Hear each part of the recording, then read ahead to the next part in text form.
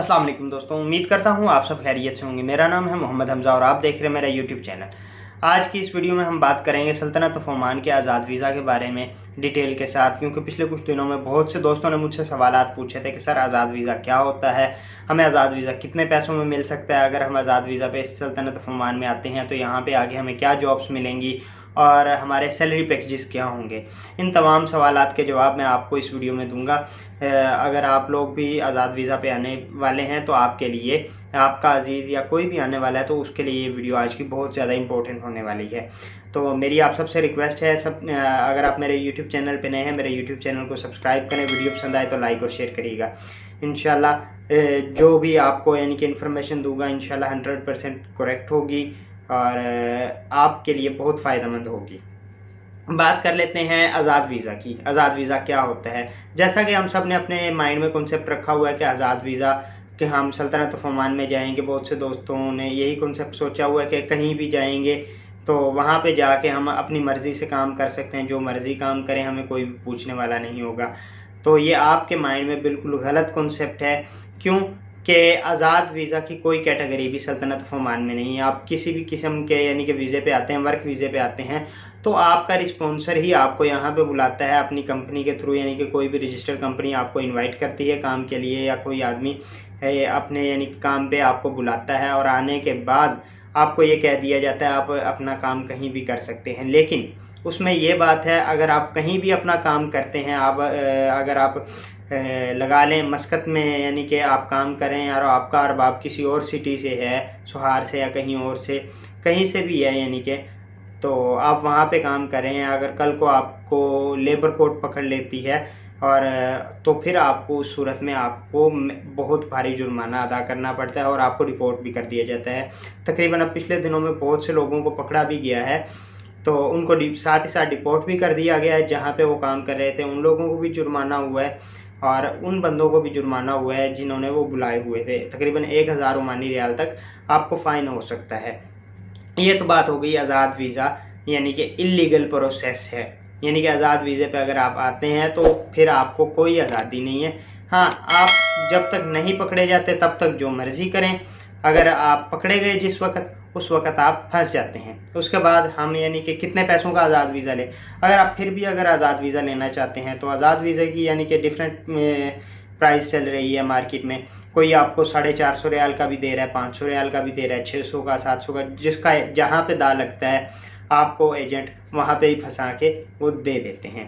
तो जो आज़ाद वीज़े की फ़ीस है वो यानी कि डिफरेंट कैटेगरी के बंदे डिफरेंट फ़ीसेस आपसे लेते हैं, लेकिन जो इसकी ओरिजिनल फ़ीस है वो 270 से 275 ओमानी रियाल यानी कि इसकी फ़ीस बनती है। इसके बाद अरबाब कुछ फ़ायदा अरबाब रखता है, फिर जिस एजेंट के थ्रू आप वीज़ा ले रहे हैं वो फ़ायदा रखता है, और आने के बाद भी अरबाब आपसे कफ़ालत यानी कि हर महीने कुछ ना कुछ फ़ायदा लेता है।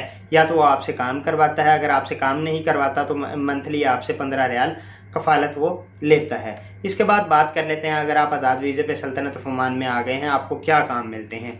तो पहली बात, अगर आप आज़ाद वीज़े पे आए हैं, आप कहते हैं जी मुझे यहाँ पे आकर बड़े आराम सुकून की नौकरी मिल जाएगी, किसी भी कंपनी में मैं लग जाऊँगा, ऐसा नहीं है भाई। आज़ाद वीज़े पे आने के बाद आपको जॉब्स यहाँ पे अवेलेबल नहीं है इतनी, यानी कि आप 10 बंदे आए हैं या 20 बंदे आए हैं तो उनमें से सिर्फ 1 या 2 बंदे को ही जॉब मिल जाती है, और जो 18 से 20 लोग हैं, 18 लोग हैं 20 में से 19-18 लोग हैं, वो यानी कि अपना यानी कि जॉब किए बिना ही यानी कि कोई दिहाड़ी कर रहा है, कोई मजदूरी कर रहा है, जहाँ कहीं भी कर रहा है, और वहाँ भी अगर वो पकड़े जाते हैं, लेबर कोर्ट उनको पकड़ लेती है तो वहाँ भी उनको खतरा है। हमेशा यानी कि डर के ही आपने काम करना है। तो काम ऐसा है। तो यहाँ पे आप कंपनी के वीज़े पे आएंगे तो आपको कंपनी काम देगी। अगर आप आज़ाद वीज़े पे आते हैं फिर आपकी यानी कि अपनी रिस्पॉन्सिबिलिटी है, जहाँ भी काम कर रही कोई आपको पूछने वाला यानी कि नहीं होगा, आपके पास काम है नहीं है, मिल रहा है, आप पैसे कमा रहे हैं नहीं कमा रहे, क्योंकि पिछले कुछ दिनों में हालात ऐसे हो गए हैं कि यहाँ पे जॉब्स इतनी कम हैं कि जो 8-8 10-10 साल से लोग यहाँ पे मुकीम है, 5 साल से 10 साल से 2 साल से 4 साल से यहाँ पे मुकीम है, उन लोगों को भी अपने लिए जॉब्स नहीं मिल रही।